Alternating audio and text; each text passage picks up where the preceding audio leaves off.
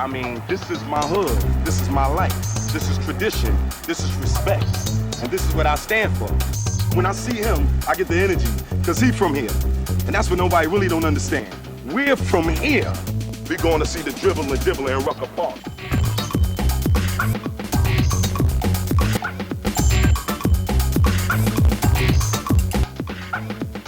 He's the illest nigga alive. Watch him prove it. I snatch your head with your crown till the statue to it. This is my hood. This is my life.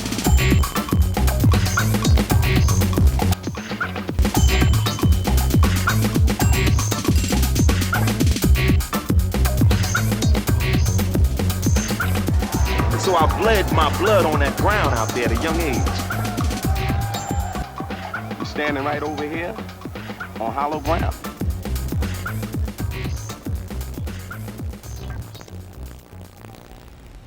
New York, America's capital of culture, art, and finance. But nothing captures the spirit of the city like playground basketball. The mecca of basketball is New York City, period. New York is basketball. These guys are living their dreams on the playgrounds. That's what New York City basketball is all about. It's poetry. It's poetry. It is something that should be bottled and shipped all around this country. If you go to a Rucker game, and for the people around the country that haven't been, I haven't seen it, I don't know anything about it, there's no place like it. Julius Erving, Wilt Chamberlain, Kareem Abdul-Jabbar, Connie Hawkins, Tiny Archibald, Allen Iverson, Vince Carter, countless others as talented as these NBA legends, but whose names you've never heard.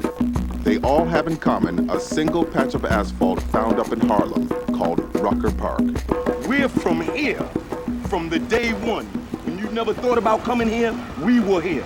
I was here, he was here. We walked up and down here, and you were somewhere else, and you wasn't thinking about over here. I wish I could have saw Julius Erving playing out there. I wish I could have saw him and Joe Hammond doing it. And I heard about it, but I didn't see it. You know what I'm saying? I did see, on the other hand, I did see Wilt Chamberlain out there. This is my hood. This is my life. This is tradition. This is respect. And this is what I stand for. Rucker Park at 155th Street is the mecca of streetball in America. Hannibal gives the park its voice, the players make it famous, but it's the crowd that brings the magic. You have people on the fences, on top of buildings. You know, it was a traffic stopping experience. People used to be all over the gates, up in the trees, standing on their own cars, put the garbage cans upside down, stand on the garbage cans. It was what Harlem had. God forbid you had to go to the bathroom. Because if you had to go to the bathroom, you weren't going to have a seat when you came back. It was addicts that forgot they was addicts. For that hour and a half, for 3 hours, they forgot they had habits. You had people left Rucker, didn't know where their car was parked. Was standing outside the Rucker, said, man, I can't believe where I left my car. Because their mind had went on a basketball extravaganza, a basketball trip. For the last 20 years, Rucker Park has been home to the most competitive streetball tournament in America, the Entertainers Basketball Classic. The #1 team at the EBC is sponsored by Bad Boy Records, undefeated for 2 years straight and gunning for a repeat championship. But I love the team and they represent me. And, you know, and I love everything about Rutgers and I love Harlem to the fullest. I mean, I love the whole thing about kids getting out there and being able to do their thing and competitive nature, and everybody from the neighborhood being able to enjoy themselves and root for their friends and family that's out there in the court. I'm gonna put it to you like this. For all the sponsors of different Ruckus teams and different teams, it's just a way for them to give back. It's the urban way that they give back. Puffy, he comes to our games. People love him in New York. That's the only place where they could actually go and see him and be around him in an everyday environment. Just that bad boy stamp alone. Right. You understand, like he said, you take on a responsibility of upholding a name. Bad boy is high in the music industry. It means something. Realistically, just like realistically, they set the standard in the music industry about how to dress, how to look, how to talk. Our team set the standard on how to play for the last 4 years in New York City street basketball. And we still setting it every day. To appreciate the EBC, meet some of the players who make it all happen. I'm Captain Nappy, and it ain't for nothing. This is real. You know, no heart, no glory. Unless you put the heart into the game, you ain't gonna get no glory out of it. And even though we get a lot of love on the streets and we get a lot of love and respect around our town, if you don't make it to the big show, it's almost like a waste. They step to me, but they can't be me. For my opponents, it takes a lot of strategy. But my main goals right now, I'm trying to win another championship with Bad Boys basketball team. I just want to get another ring. Just like Jordan did, I could do it. And that's my NBA, Rucker. Back in the 80s, a 16-year-old kid became an instant celebrity his first day at Rucker Park. He brought a style that helped brand the EBC as the hippest tournament in America. His name is Malloy Nesmith, but Harlem knows him as the Future. I got that name Future from the Rucker. I got on the court and I just started dancing with the ball and doing the craziest pass nobody ever seen. So the guy Duke was like, yo, we gotta get this guy a new name. We gonna call him the Future. And I said, why you gonna call me the Future? He said, because the moves you do gonna be in the NBA in the future. You hear me? You hear Big Daddy? That's how we do. Yeah, it stuck with me because right after the game, you know, little kids was coming to me, hey, what's up, Future? And I looked like, Future? I said, hey, I'm doing okay. And then the next day I went down to Rucker to watch a game, and everybody was saying, Future, Future, Future. And on every block they was talking about me. So I was like, well, that's my name now, Future. I got a game. Oh, God. Oh, my God. That's why we did. That's why we got I had 2 nicknames so far. My first 3 years at the Rucker, they called me the coming attraction. I did a 360 dunk on the animal, they called it. And the guy on the mic changed my name. That's when they changed it to the main event. So I've been the main event ever since. He stays in the air like Vince Carter, Michael Jordan. The only mystery for him is when he'll land in the NBA. He lives to play at Rucker every summer. Does everybody know without a doubt that's the main event? And he's tremendous. He has a lot of handles. You can throw the ball from the top of that roof, he'll catch it, he'll dunk it, he'll make it happen. A lot of people see me at the Rucker and probably be like, this kid can't shoot a jump shot. But we have like role players and we have special roles that we play. And my role is to bring entertainment from beginning to the end of the game. You know, the guys that I play with at the Rucker, I've been playing with them for 9 years. I've been playing at this since 10th grade. You know, the guys is like a family. It's like my basketball family. Mousy is Bad Boys' coach and the man behind their 2-year winning streak. One summer, he had NBA pros Stephon Marbury, Elton Brand, Ron Artest, and Charles Jones all on the same team. And most likely, someone from his current Bad Boy crew will soon be joining them in the NBA. Malloy started me. He said, Mouse, let's get a team. You know, let's get a team at the Rucker. And that was my first year. We went to the championship, but we lost. You know, we lost, but that was a good experience. Last year, they used to bug me all the time. They'd be like, oh, you got the greatest players, but you can't win the championship. You know, that's all. I used to hear that so much. Now it's all I hear is can't go back to back. The NBA's newest #1 draft pick out of Duke University, Elton Brand, is the latest proof that Rucker is the most competitive streetball arena. 2 years ago, Elton played for Mousy's Bad Boy team and took them to the championship. You know, Mousy has, had a lot of players that have played his system, so he knows, how to coach. Very good coach. I don't know if he can coach on the Division I level, but, he's a good coach. What I used to tell you, we was in the 9th grade, what you was gonna be? Oh, #1 my franchise. That's gonna be my franchise.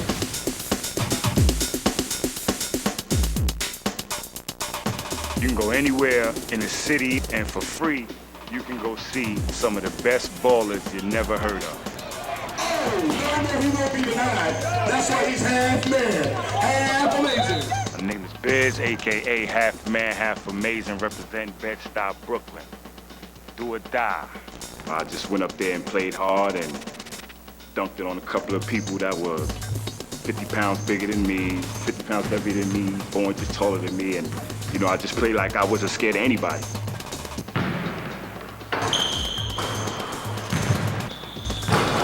So somebody in the crowd just shouted out, "He's half man, half amazing." And from what I know, it just took off from there. With Bad Boy throughout the years, I have to recognize that I had a role on this team because anybody on our team could score 20, 25 on any given night. But it's only one ball and 5 players on the team. You know, so you have to realize your role. I'm coming out here to play just as hard as you. I don't care what your name is. I don't care what my name is. I'm just coming out here to play ball. I'm here to play because that's where I heard the competition is at. My lady Carla, she's the type of person where she's not going to let you quit if she sees you can do better. It's something that a lot of people need to realize. These guys didn't want to be in a punk. They wanted to be the I don't Michael think they Jordan. asked for that. And they wanted to be, you know, Elton Brand getting, you know, coming out of college, getting top draft. When she comes to the games and I'm on the court and she sees I'm not playing well, you know, she lets me hear it. "Half man, you're not playing. You're not playing. You better start playing. You look terrible out there." You know, and no one wants to hear that they look terrible on the court. It turn you on when you see them playing ball. It's a turn on. It is. I love Future. You know, Malloy, I'm like, but You see Future the is other like women an that are entertainer. So, and everyone is always there. When Future plays, the park is packed. Yeah. So, and I love that. I love that. The little kids, that's all you hear. Those same little kids who grew up watching Future have become his toughest challengers. A streetball legend is like a Wild West gunslinger. Every time he steps on the court, someone's looking to take him down. Bad Boy's next game is a streetball showdown between today's champs and the next generation.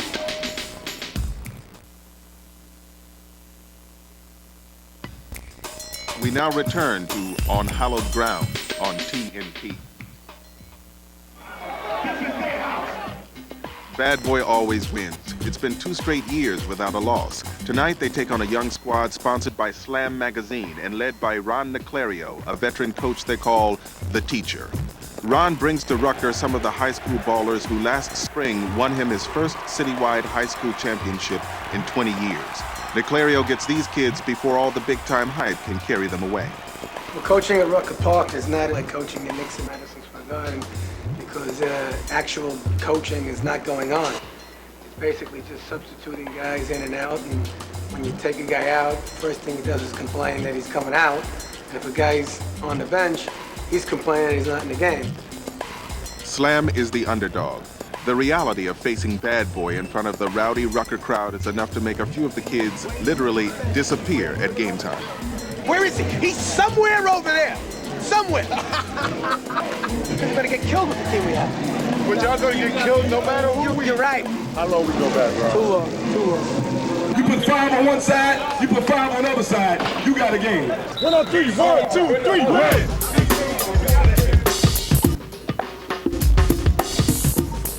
The first play of the game, Bad Boy takes it the length of the court and through the hoop without the ball ever touching the ground. Bad Boy is quicker, bigger, simply better than Slam.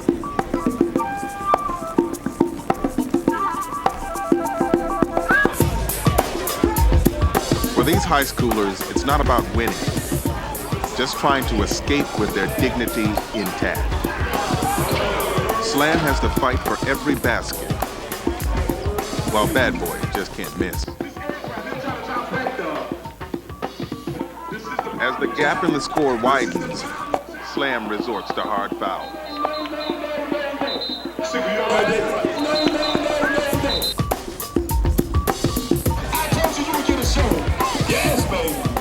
The game is a blowout, but that only heats it up.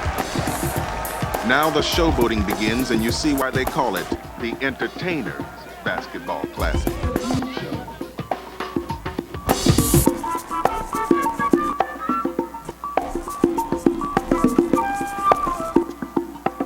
Even Ron Niclario catches Rucker Park fever. And yet the highlight of this game comes from the most unlikely of heroes. I have a lot of honor and respect for this man right here. This is my man, world famous Slob. Keith, you want to get shout out to everybody? Keith Slob, a mentally handicapped Harlem resident, practically lives in this park. You can find him there every day. The love and respect he gets is as high as that given to the greatest streetball legend. Keith is Bad Boy's #1 fan, and the greatest day of his life is today, the day he gets to play for Bad Boy in his first and only Rucker Park game. We were joking with Keith Slaw, telling him we was going to give him a uniform. So he was hyped before the game started. He was like, he was walking around the court. You saw him, he was walking around the court clapping. When we started playing, he finally got in the game. And he was just running around like a chicken with his head cut off for a minute. But then I told him, to focus on one guy. White boy over there. Go catch the white boy up there. Just follow him up and down the court no matter where you go. So finally, Mouse was like, give Keith the ball. So I brought the ball up. And gave it to Keith Slav. And everybody cleared it out, went to one side. Keith was dribbling the ball, going 100 miles an hour, taking 15 steps, and his first shot in the game, and it was nothing but net. Man, when he hit that shot, everybody went crazy. Yeah, I think that would definitely be some kind of history in Rucker Park, because since I've been playing there, Keith Slav has been there. I'm quite sure he was there before I was there. When Keith made that basket, he made it for every person who's ever wanted to be a streetball hero. This game is over here. Okay, but that was my assist. It will go down in history as the assist from half man, half amazing to Keith Slav. Okay. FBC. Bad boys. Bad boys. 111. Baby. He still want to be a bad boy. He keeps saying. He keeps screaming out he's a bad boy. He definitely went around his block telling everybody that he scored 2 points at the Rucker game. In tonight's game, there's still room for one more star to shine. Slam's point guard David Seals is here for one reason and one reason only, to make his street rep by pulling stars like Future out of the sky. It's a little friend of mine. He's like 17-year-old, junior in high school. So, he want to go against me. So he comes on court, put it between his legs 1, 2, 3 times, and he try to fake a pass over my head, and he got the crowd going crazy. I'm like Puff Daddy, public enemy #1. Everybody want to get me. So now it's my chance to get the ball. The crowd going crazy for him, so now the crowd want me to get the ball. So they threw on the music, so I got the ball. I started dancing with the ball, hand.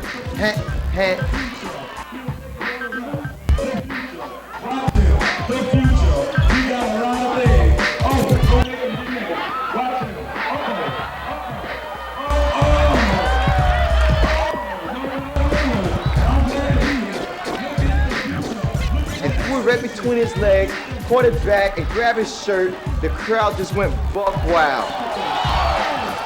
People just couldn't help themselves. If they were feeling it and they were feeling you, they wanted to go up and they wanted to touch. And it was legal. And the fact that someone wants to relate to you to the point where they physically want to touch you, they're looking at you as an icon or whatever, when you're 21, 22, 23, it just makes you play harder. Bad Boy wins the game, but David Seals has made a reputation at the same park where some of the greatest players in the game earned theirs. Players like Pee Wee Kirkland, one of the original streetball giants. Pee Wee had the chance to play in the NBA, but he chose the streets. Because back in the late 60s, there was more money to be made in Harlem. Millions flowed through Kirkland's illegal enterprises. Why play second string for 40 grand a year in the NBA when he had unlimited fame and fortune in Harlem?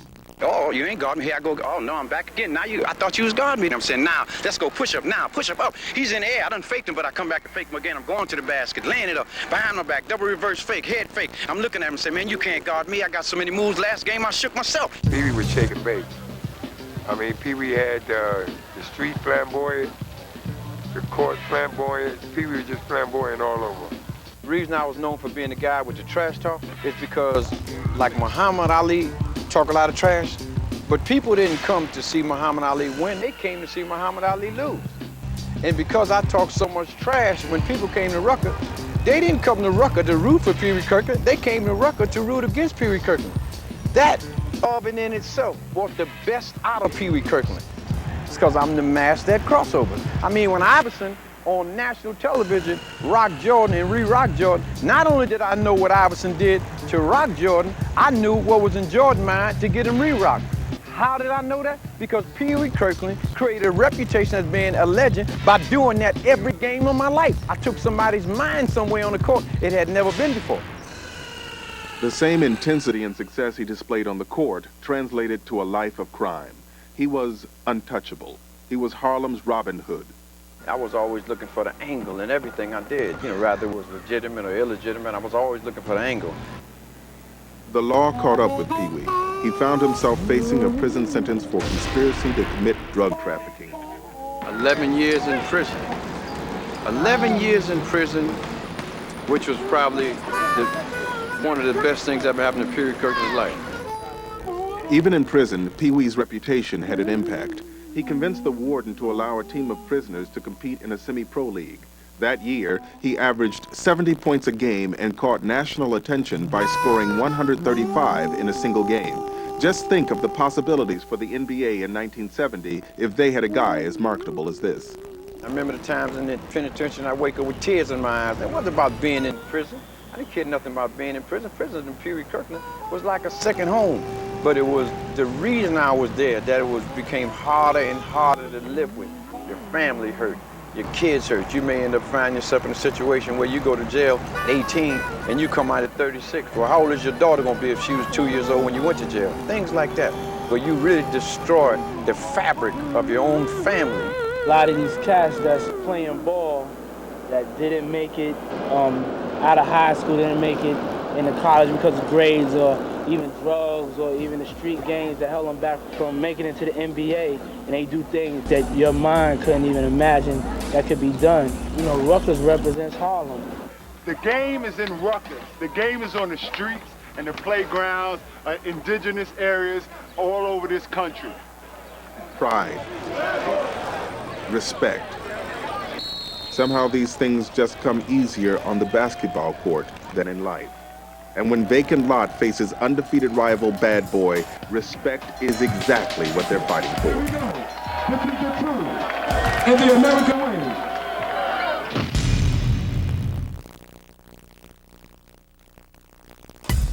We now return to On Hallowed Ground on TNT. On the street, reputation is everything. And for 50 years, streetball reputations have been created and destroyed at Rucker Park. For hip-hop tycoon Sean Puffy Combs of Bad Boy Records, his team's 2-year winning streak earns him street credibility in his hometown Harlem. Their opponent, local upstart record company Vacant Lot, knows it's playing not only for respect on the court, but also in the billion-dollar hip-hop music arena. We're on Bad Boy tonight. Vacant Lot, 129 Lennox. We the team that they want to dethrone. We like the Dallas Cowboys. We like the Chicago Bulls, you know. We the dynasty team. And you got these up-and-coming cats, Vacant Lot, and they want to get a name and a little rep for themselves. I mean, the back and forth talking is just, that's part of Rucker. It's just a part of the fun. It's a part of the energy. You don't want to talk loud, we want to talk louder. Y'all want to dunk, we going to dunk harder. You want to dance, we can dance better. And if you want to make some records, we can make some better records. That's just the way we feel. Vacant Lot is the only other undefeated team in the tournament. Their most dangerous weapon is 18-year-old shooting guard Adrian Walton, a.k.a. Whole Lotta Game. Here we go. Here we go. This is the truth. This is the truth. In the American way. This is Vacant Lot. This is Bad Boy. And we're going to have war. From the start, Whole Lotta Game is on fire, locked into a groove. Like a jazz musician, swaying, swinging, having his way with Bad Boy.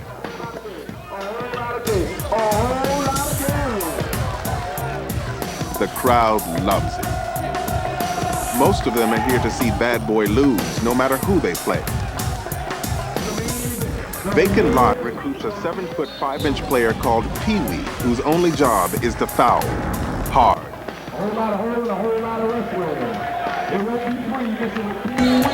Bad Boy gets frustrated, out of sync, and Future can't get his shots to fall. So he compensates with hustle and defense.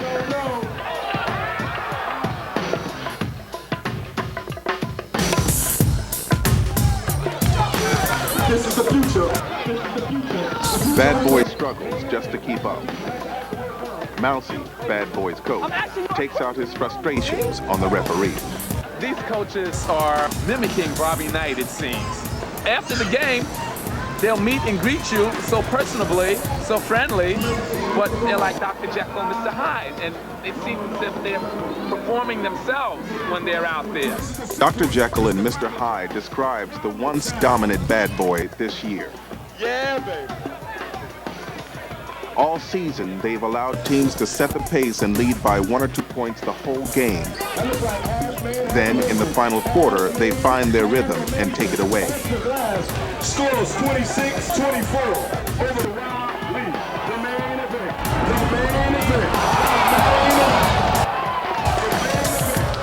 Two undefeated teams play one of the best games of the season. So it's a shame when a crosstown rivalry off the court ends this game.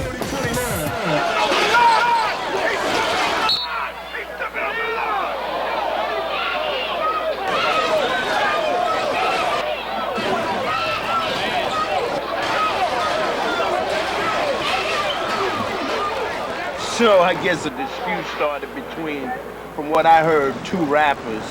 And it really didn't have nothing to do with the Rucker. It was just the fact that they bumped heads on this ground. It was going to happen whether they bumped heads here, whether it was in the street, or whether it was at a club or anything like that. It's just the Ruckus, baby. It's fantastic. Ghetto fabulous. What started it? You know I wouldn't let it come out. What started it? Yeah, I wouldn't let it come out. Originally, when we was in Africa, a group of guys came over there, stole us from our homeland, brung us here, raised us in a toxic society, poisoned our brains, and now we don't know how to act. And the only time we really pull it together is when we get on the court. With a staff of 50 people and attendance of several thousand more, EBC founder Greg Marius takes on the responsibility not only for everyone's safety, but also for the integrity of the park.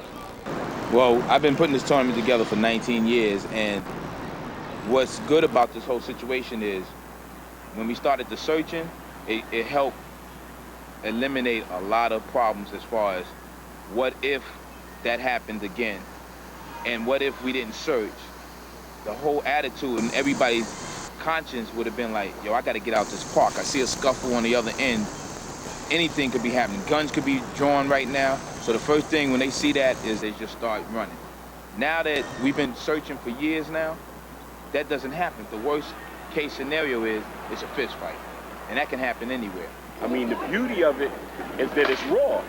You know, raw and uncut. And that's why people come here, because this whole tournament is just raw and uncut. If you go to soccer games all over Europe, I mean, bullfighting games, rodeos, rock and roll concerts, Yankees games. I mean, you can't control the crowd. When all this stuff was going on, I didn't feel endangered at all. This was home. And if anything happened, I didn't feel frightened of it happening here at home. The Bad Boy vacant lot game is called a draw, each team holding on to their undefeated records. The real question is what effect the outbreak might have on the tournament itself. It doesn't take much for panic to sweep through the park as it did that day. Keeping kids off the street is why Holcomb Rucker started his tournament at this very park. But 50 years later, the streets are still called home. And throughout the city, trouble rarely stays outside the chain-link fence. Our jurisdiction starts as soon as we throw the ball up. Once we throw the ball up, it's in our hands. My brother, take that jewelry off. All the jewelry, get that jewelry off too. That mural that's up on the paddleball court was my son, who got killed here in the park over some fight on the court, on the basketball court. And it was on Sunday about 5, 6 o'clock in the afternoon. I was doing a game uptown when I came here. They already had the sheet off, covering them or whatever. It was difficult initially. I still live in the neighborhood, so it was definitely initially very, very hard. The mother does not come into the park. And right now, the mural is about to be redone. As you can see it, it's like fading away.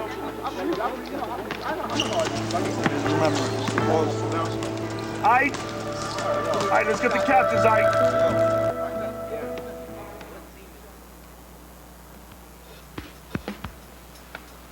The ghetto is a state of mind that society has stuck us with. So they say if you live in projects, this is how you're supposed to live. Ain't nothing ghetto about these projects. So we have to get into ourselves. We have to understand ourselves that we are valuable. We are very important. Well, it's not the condition that you live in. We create these conditions. We create the situation. While the streetball court has its share of violence and pain, it can also be the heart of a community's pride. In 1997, bad boy power forward Main Event began Ball for Life, a nonprofit program to rehabilitate parks in urban neighborhoods. He hooked up with sneaker company And One to hold a celebrity game for the And One mixed tape and to raise awareness for his urban renewal program. His first target is in his own backyard, Martin Luther King Park in Linden, New Jersey. It's a park with a special significance in Main Event's life. First time I ever dunked a basketball, I was coming from football practice. I was in 8th grade and I had my cleats on. I was like, man, I could dunk. And this basket right here was my first basket I dunked on. Two-hand dunk. The main event. The main event.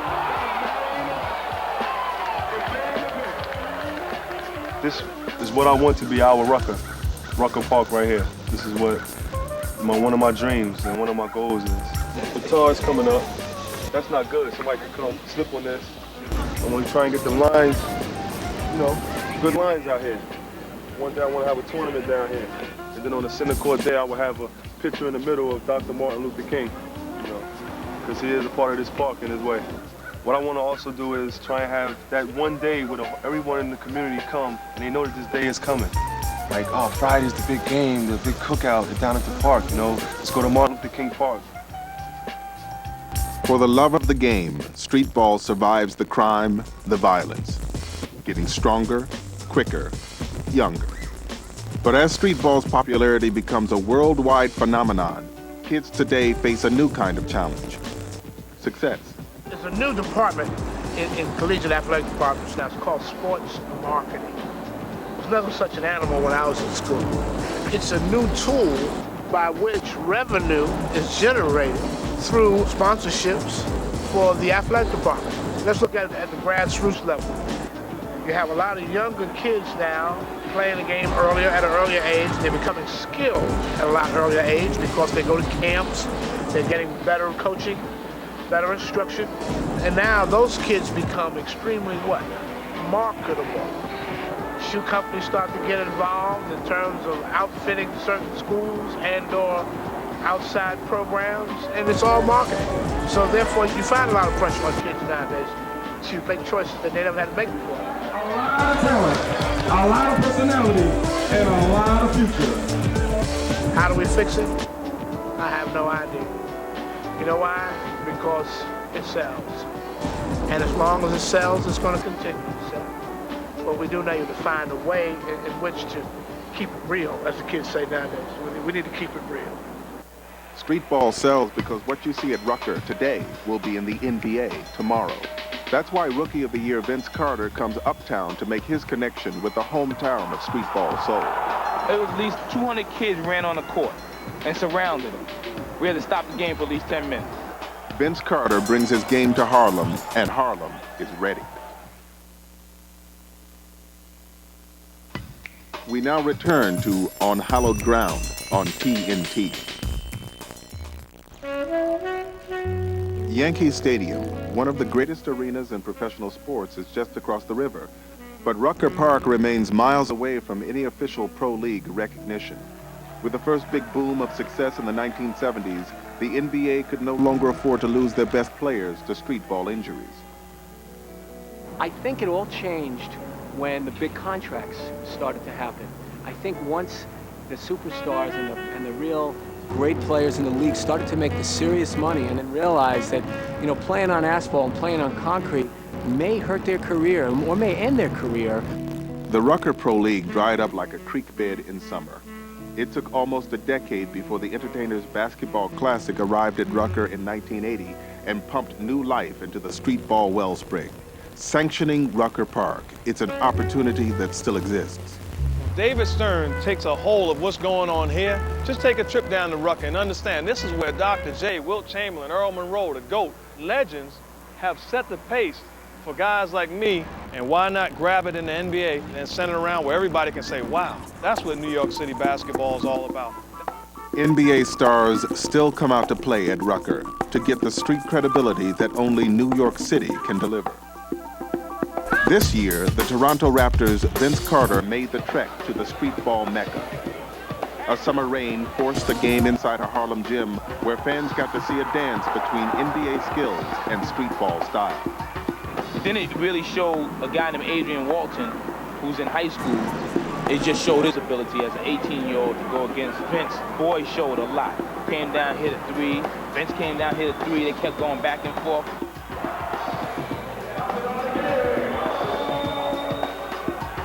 He's a playground legend right now because of what he did on the court that day. And now every time he comes in his park, everyone's looking at him like, oh, he's going to be the next one. Then Vince had to come back, show him, yo, I'm going to show you what I did and why I'm the Rookie of the Year, and did a alley-oop off his shoulder, off his waist. Man, crazy. There was at least 200 kids ran on the court and surrounded him. We had to stop the game for at least 10 minutes. And he did it like 3 or 4 other times. We had to keep stopping the game. It was great to have him up here. Hope to have him back. I hope he's another one that goes back and say, yo, you need to play at 55th. When a star like Vince Carter comes uptown to play, the NBA dream comes alive for every Harlem kid right here at Rucker. But even Rucker's finest players have to realize that unless basketball is used to achieve other successes in life, the NBA dream can lead to a dead end. I kind of let my mind go astray, and I felt that basketball was going to be my ticket for a little while, and I stopped concentrating on other things like school and my family and friends and stuff, and I just was a ballaholic, trying to make sure I stay on top, on point, so when that big time come, I'll be ready. It didn't happen that way. I played overseas a couple of years, and it was okay, but after a while, I found out that it wasn't going to be my lunch ticket. A lady friend of mine, she asked me if I like working with kids, and I said, yeah, I love it. So she was working at the school teaching Spanish upstate, and she asked me if I wanted to, work up there with kids, and I said, sure. And I found out that a lot of the kids up there knew who I was, all the way upstate in Hawthorne, New York. They said, hey, you half amazing. I was like, yeah, you gonna be working here? It's amazing that basketball has the big influence that it has. From my point of view, I use that to try to get the kids to calm down and show them that, hey, if you get knocked down on your feet, you just be like, oh, forget it, I ain't really want to do this anyway. If you get knocked down, you got to know that you're going to get back up and try again. Basketball is a path to education. Education is a door out of the ghetto. Such a simple idea. Why is it so hard for kids to get through the door? Malloy was a very, very talented player. He was another kid that in high school, books and him were allergic, classroom and him were allergic. From junior high school to high school, I'm having people help me do my homework, and I had some people, help me out, and they took my whole English exam, and they just passed it with a 96 for me. The sad thing is a lot of these kids are used by basketball because it uses them to get through high school. It uses them to maybe get into a college where they're not really prepared to get in. And when I got to junior college, I had to do my work because, our coach was strict there. So, I had to do my work in junior college. He went to junior college, did very, very well. Unfortunately, his senior year, something happened and he didn't finish it out. Well, when I got back to New York, I was trying to get into school, but I didn't really try hard enough. I just said, oh, well, forget about it. It's the education of life. The game of basketball has hurt more people than it's helped. Believe that. For every dream out there, for every successful dream, there's 10 to 20 failures. He's getting to that age where, another couple of years, God's going to take away a lot of his speed and his quickness and agility, and he's going to have to go on with his life. Future, he wants to do the overseas thing. His talent is ball. That's where he masters. That's what he wants to do. It's kind of hard for a guard my size, 5'10 and a half, to go overseas and get the type of money I want. I want to make sure there's enough money that could take care of me and my girlfriend, because I'm not going to go unless she could go with me, Playing ball in Europe, South America, or Australia gives urban youth exposure to different cultures, people, and opportunities than they'd otherwise experience. Not to mention the celebrity status awarded to any towering American athlete on foreign soil. One time when we went to the Dominican Republic, he got off the plane and they were actually pressed there to meet him. And the little kids were pulling at him and asking for his autograph. Exciting. Girl, they make you love feel that. like I felt like Juanita Jordan. You gotta understand something. As an American, when you play abroad, when you win, you're supposed to win. And when you lose, it's the Americans' fault. Boy's talented enough to play overseas. One of the problems is that his age and his history. I mean, most of the people overseas want to see a resume, and they don't have the best resumes. Playground this, playground that, MVP at this tournament. They look to see what you've done in a legitimate minor league. Well, you know, right now, I'm not working whatever, so, you know, sometimes it be because, oh man, I gotta tell you this, like, I got people who look out for me. Malloy is so confident when he plays ball, but as a boyfriend, he wants to make sure he's giving me his all when actually he is. It's just, he doesn't know it. Maybe I don't show that, you know, or tell him, you're doing good, you're okay, I'm okay, you know, but on the court, he's 100%. He knows that he's doing the right thing and he's doing the best that he can do. There's that fine line between do we want to be wealthy wives or do we mind Want to being be the poor, wives exactly. of, you know, park players schlepping Right. to like 3 games a day just to get $75, maybe $100. Now, after all these years, I can honestly say I'm doing it for the love of it. Ballers play for pride, for love of the game.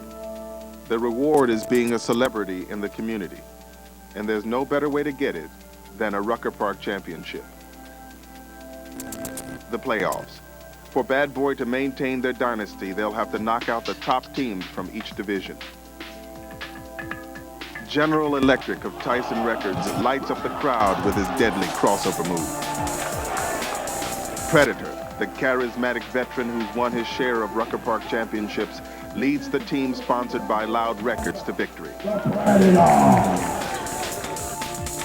McNasty, a Syracuse University star, dominates the inside game and advances his team, Rough Riders, to round 2.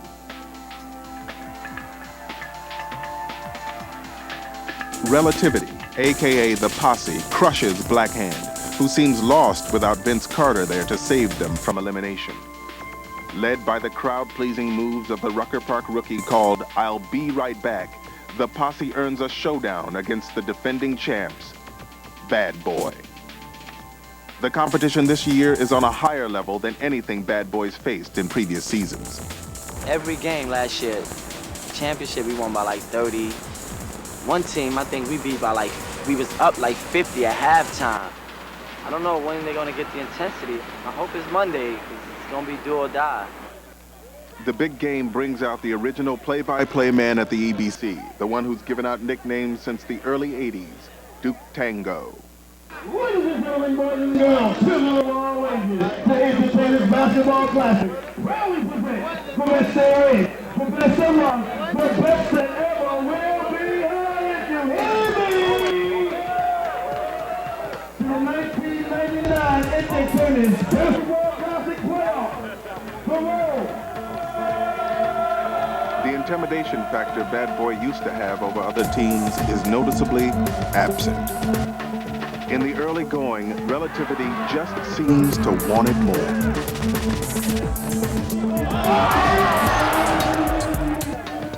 The rookie, I'll Be Right Back, shows no fear against the future. And I learned things from him by watching him. Smaller than him, so he tries to muscle me down, those little elbows. But I know it's all in fun. It's a game. I just got to do what I got to do too, which is go right back at him. I can't back down, or else he'll see weakness. Batten down the hatches. I told him it was going to be a good one. Mousy turns to his workhorse, veteran Rucker champ, the Terminator.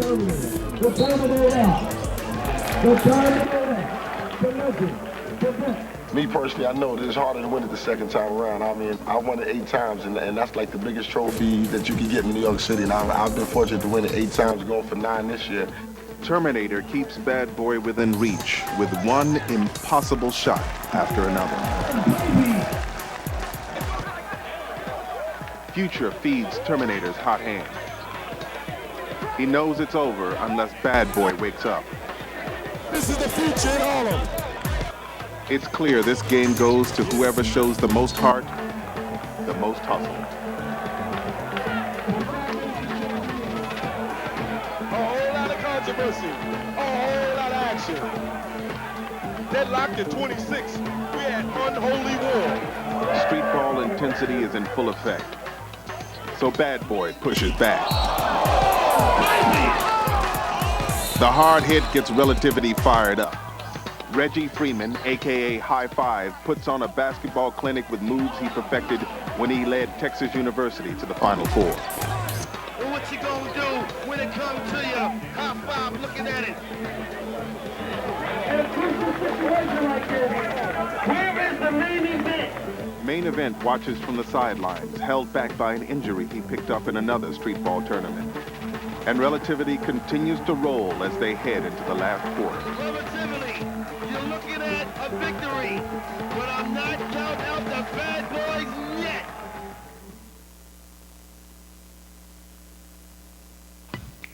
We now return to On Hallowed Ground on TNT. Bad Boy is against the ropes. Their 2-year undefeated stretch is 10 minutes from over unless they take the last quarter of the game from yet another record company rival, Relativity. Sensing that Bad Boy's championship hopes are in danger, Captain Nappy shows why he is the all-time leading shot blocker in EBC history. But Relativity matches him block for block. Mousy calls timeout. Nobody helps. They call him Mr. Nappy, but his real name is Shane Drisden. Shane was a very, very talented player that we thought could have really done something NBA-wise, definitely overseas. He never worked on his game. We had a running unofficial wager because I had a young man at the same time that was maybe 2 inches taller than him, but Shane had a longer actual arm reach than this kid. We worked hard with both, but this young man is finishing his 10th year in the NBA with the Miami Heat, and Shane Drisden is still playing at the Rucker. As far as basketball, in terms of the Ruckers, the NBA ain't got nothing on us except for money. And that comes and goes, but the glory of the Ruckers lasts forever. Forever. Streets don't go away. This is home.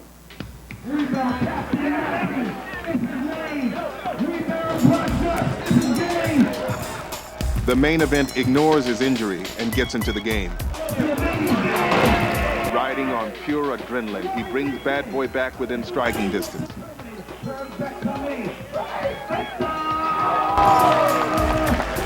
Defending champs, they're not going out like that. At last, in the fourth quarter, Bad Boy takes the lead. Yeah, baby.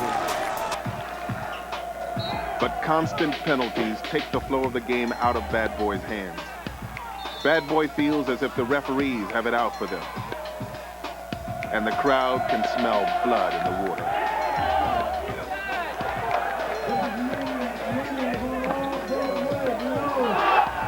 Relativity goes up by 4 in the final minute of the fourth quarter. Giving the game away, yo. We is giving the game away. We caught up, then we let them go back up by 4. Let's build the lead, yo. All right? On three, defense. 1, 2, 3, defense. Master Rob won championships at Rucker in the 80s. Now he can be the first player to also do it as a coach. I want to play. I'm not playing. You know what I mean? Let's go, man. Hard work. 1, 2, 3. Hard work. 30 seconds left. And 3 points keeps the season alive.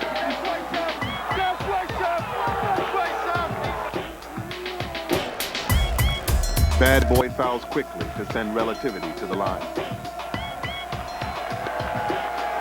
With 9 seconds left, Bad Boy still has hope.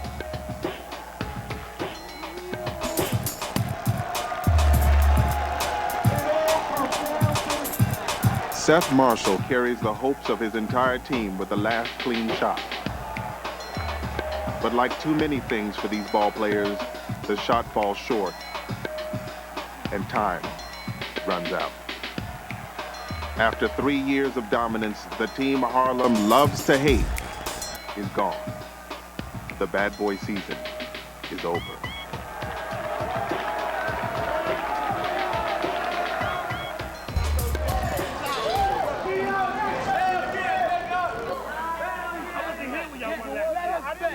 Let us back. Well, I'm south, but I was playing with bad boy last year. Let us back. Bang! In one sentence, I ain't got nothing else to say. Yo, when you the king of the hill, everybody want to knock you off. Not just the people right below you, people on the bottom, the people that's below them. Ain't no more games up at the Rucker. I don't care where he just came from. I don't believe this. Can't believe we are out in the semifinals, man. I at least losing the championship. That ain't never happened before. How we gonna recover? Oh, man. The best coach in EBC right there. Can't beat him, you might as well cheat him. We felt cheated, but we cheated ourselves by not playing hard. Nobody left their game on that court. Nobody even came to play. They thought they could turn it on and off. So it's, it's a little David and Goliath thing. It goes back, and we happen to be, I think we were Goliath this time, and we lost. Gotta have a lot of patience in this world nowadays. You know, if you want things to happen fast, it's gonna blow up in your face. With Bad Boy out of the running, the EBC championship is up for grabs, and the winner of this semifinal game will take on Relativity for the ultimate prize. There's no tomorrow. We don't do what we do. Black. Loud Records, the team co-sponsored by hip-hop superstar Fat Joe, is the odds-on favorite to win it all with Bad Boy out of the way. Rough Riders, sponsored by the platinum-selling record company, is a team with inside dominance from Syracuse grad McNasty. Loud Records puts together combinations you usually don't see in a streetball game. Using teamwork and communication to build an early lead.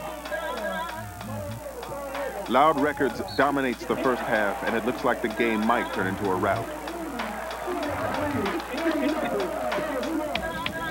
But Rough Rider won't let go. University of Cincinnati's point guard Kenny Satterfield is the playmaker who motivates the team, and High Octane takes care of the rest. Deep into the second half, it's still anybody's game. With 1 minute and 23 seconds left, Loud Records takes a 1-point lead. Nothing but the net. Did you see that? Nothing but the net. Kenny Satterfield doesn't back down and takes it back. Loud's last chance to steal a victory and meet Relativity in the championship game falls short.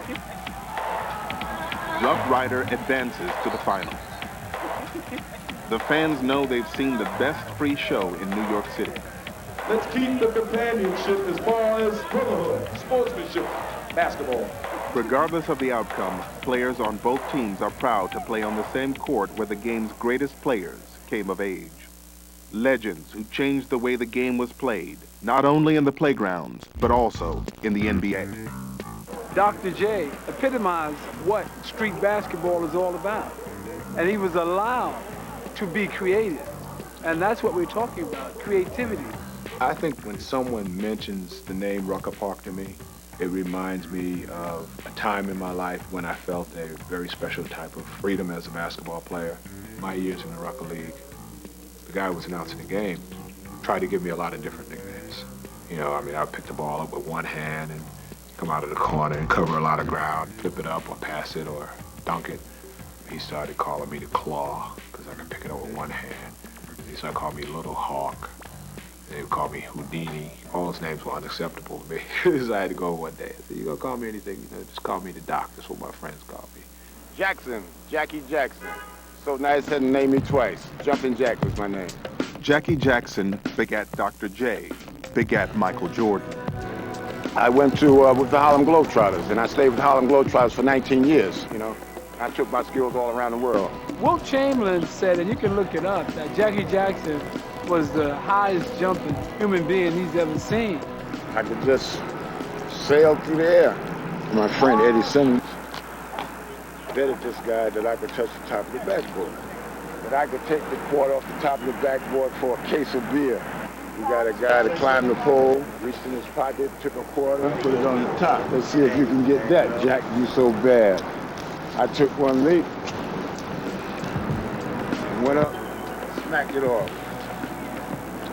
And that was that.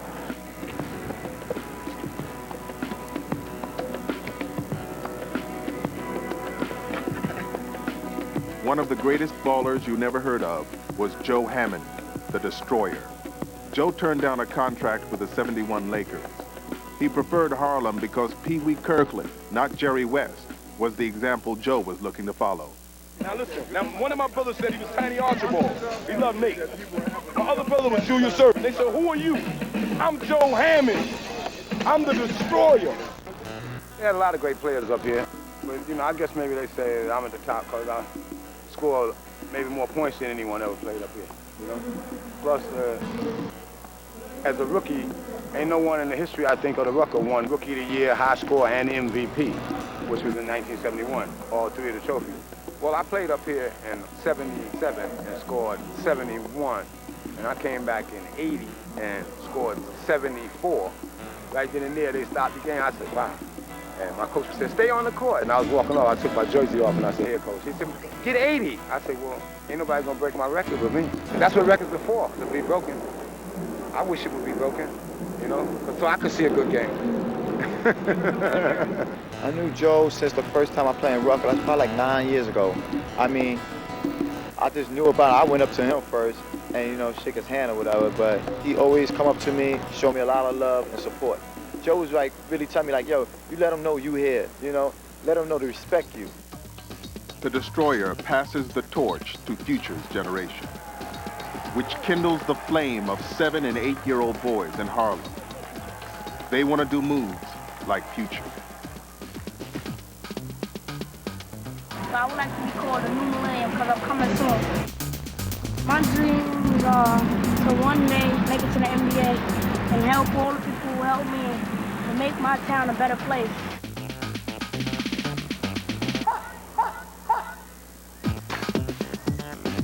I try to keep my schoolwork just as high as my basketball game. People will look at my mind just as much as they look at my basketball skills. From the old generation to the new, the legacy continues. Basketball is a spirit, sometimes not a game. We've reached the dawn of the Entertainers Basketball Classic Championship game.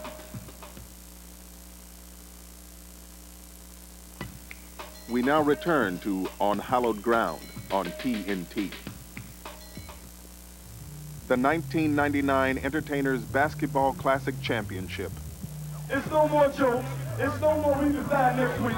It all comes down to this. You will find out today. We'll have no excuses. Nearly 3,000 spectators jam into Rucker Park, which has a seating capacity of just under 1,000. This is the last game of the summer. Once again, it's all free. We ain't spending $1 to come out here. It's better than the Garden, kid. It's the real Mecca. Everybody can come. It's better than the Garden. Rough Rider, one of New York City's platinum-selling record companies, sponsors a team that hasn't lost since the first game of the season. Relativity. Just last week, this team of underdogs knocked off two-time champions Bad Boy. Hard work. Get right, y'all. On to the Rough Riders and Relativity. My man, I'll be right back. Give him the ring. Give him the trophy. Give him the trophy. The trophy taller than me. Give it to him. This is a study in contrast. Relativity, led by 5'6" guard I'll Be Right Back, who got his name by leaving defenders in the dust, versus the slam dunk giant, McNasty. The bleachers are packed with everyone from Harlem residents to former NBA coaches who turn out to see the best of the best.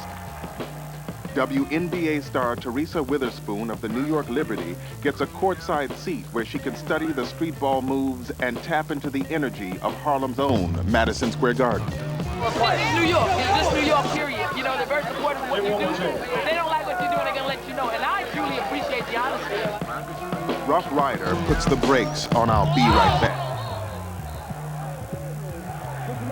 But Relativity's team effort gives them a wide lead.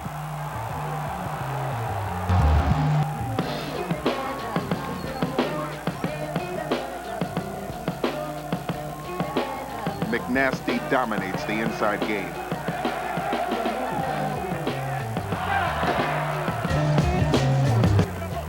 Rough Rider bulldogs their way back within striking distance. Relativity coach Master Rob issues a warning to his team. All of you love to sleep today. Come on, man. Given an inch, I'll be right back takes a mile.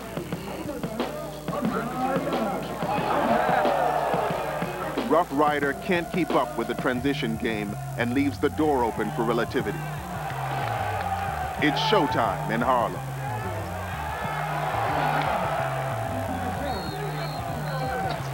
Relativity, aka the Posse, steals the ultimate prize, the 1999 Entertainers Basketball Classic Championship. Master Rob is the first person to ever win the championship, both as a coach and as a player. 18-year-old I'll Be Right Back takes home the trophy after only his first year competing at Rucker Park. The EBC is ground zero for the hip-hop generation. But when Holcomb Rucker started his tournament in 1946, he had a much more humble goal: to provide a safety zone in the middle of the ghetto where family, education, and self-respect would blossom. And I think the greatest legend that came out of Rucker was Holcomb Rucker himself. Because how could you not think he was the greatest legend when he was like a diamond, a jewel with facets, and each facet led in a different direction in life. I mean, Rucker wasn't just about basketball. The principle of the man was to take kids off the street, to create some sort of community involvement that where kids were not going to get involved with drugs, with crime. Everything that I owe really goes to Rucker because he saw those things as a kid when we were running around here doing nothing. Say, look, get your education. And I was able to do that. Got a master's degrees from Fordham University, became a director of the Department of Social Service. And it's something that is embedded. And like, we refuse to let the name die. When I would return from overseas, I usually have a 30-day leave. And I'd come on home and I'd spend my time. And I couldn't wait to get back to the Army. And every time I'd come by, I'd be in the park supervising the kids. And I thought that was kind of dopey because I was used to people giving me orders, and I was used to giving orders without any emotion or any feeling. And the feeling that he had for these kids, it embarrassed me. I couldn't understand it. We out at the cemetery where my father is buried. The last time I was here, I was 16 years old. Now I'm 51 now.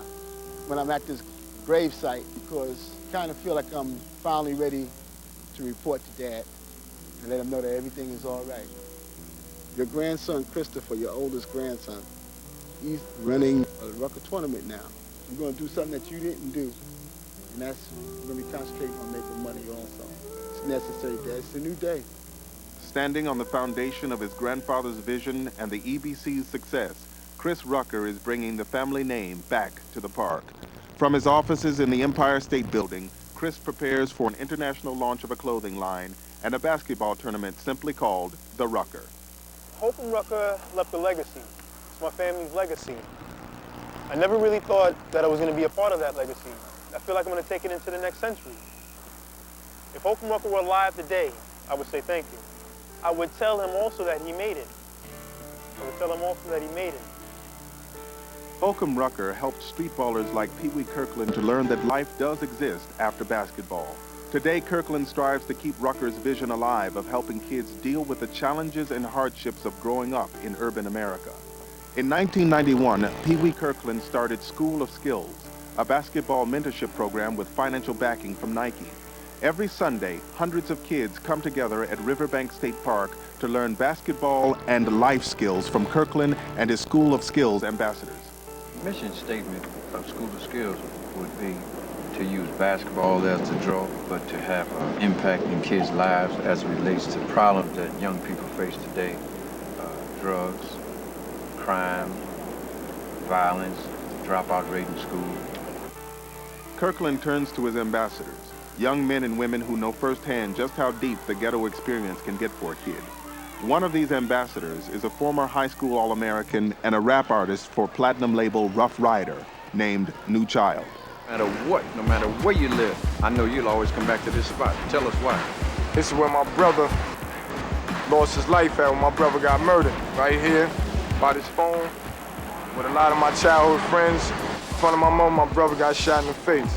But after the turn of events, after my brother's death with me, my life taking a downward spiral, and me getting out of control and getting high and getting locked up all the time, getting high every day. Because it's about reaching all kids, it's about helping all kids, but it's also about reaching that kid that maybe even our society want to forget and turn their back on and make themselves think that that kid don't exist. When I know that whatever way our kids go today, our future in America goes tomorrow. So this is our calling, man. This is our calling. This is our calling to be soldiers of God, to help other brothers, young sisters around the world, man. See our struggle, see our pain, let them know that we survived in spite of. You know, all the darkness we seen, it's light. A lot of light came in our life and we accepted it, we embraced it. And now look how far we've come. And look how far we're gonna go. My brother got shot in the face for me to see. New Child usually start us off, so come on, New Child. Y'all gonna have to give me some energy to amp me up. Now where my dogs at? Where my dogs at? We teach young kids how to become role models to other kids. And the reason we have to deal with young kids, 7, 8 years old, because you have kids 8 years old today who can tell you every assault weapon that exists in the world. Holcomb Rucker couldn't have imagined the dangerous world Pee Wee Kirkland would inherit from him. But Rucker armed Pee Wee with the ultimate weapon, self-respect. Every kid in School of Skills today whose average in school is up since the first day he came to School of Skills, stand up. Say it again, your average was what? It was 30 and it's 85 now and you're not standing up? What's your average in school? Say it again. 95. You see what I'm saying? 95 average for 2 years he kept it a secret. And the reason he kept it a secret is because too many young people feel like if I got a 95 average, it means I'm soft. It means I'm selling out. It means I'm not in effect. It means I'm not a thug. Too many young people are beginning to believe in that, and we can't have that. We gotta have a situation where when your average is high, when you're doing the right thing in school, people are supposed to applaud you. Pee Wee's like the person to heal. He's the nature. He's Mother Nature, but in the father figure. And when everybody average was 65, you remember me saying, wait a minute, we being tricked and fooled. I teach at a private school in the city. I'm the coach down there. And guess what? 65 is failing. Remember me telling you that? Somebody's tricking us. Anytime you could take kids and turn their lives around from where they didn't have nothing and no one to turn to, they have gave up basically on life and turned to the streets, and you could take all of that anger and that frustration and that hate and turn it into love, you're a great man. You're a powerful person, you know, and that's what he is. They was to tell me today that I could walk, I could get out this chair and walk, but I could no longer be an ambassador of the School of Skills and I cannot be an impact on helping kids and turning kids' lives around, then I'd rather stay in this chair. When Pee Wee Kirkland got out of prison, it was a streetball wizard named Sundance who was the bridge back into the community. Sundance had the credibility as a dominant player on New York City's playground courts and as a community leader throughout Harlem. And I believe that it was a spiritual awakening, a spiritual change in his life. I'm gonna share something with you that he told me that I really never told anybody else, but at one point, after one of our sessions with the kids, he told me, he said, you know, Dance, this is the happiest I've been in my life. Without all the cars, all the jewelry, all the furs, he said, this is what it's about. He said, and I would never exchange what I have today for what I had then. Life after basketball. For a true streetballer, can there be such a thing? The way I see my life after basketball is, I don't. No, I can never walk away. I don't think anybody could. That's what it's about. Not walking away. The game is bigger than the league. It's bigger than me. Ain't many of us out here bigger than me. For the players on the hallowed ground at Rucker Park, there is no life after basketball because life is basketball. The question is that a problem or a solution?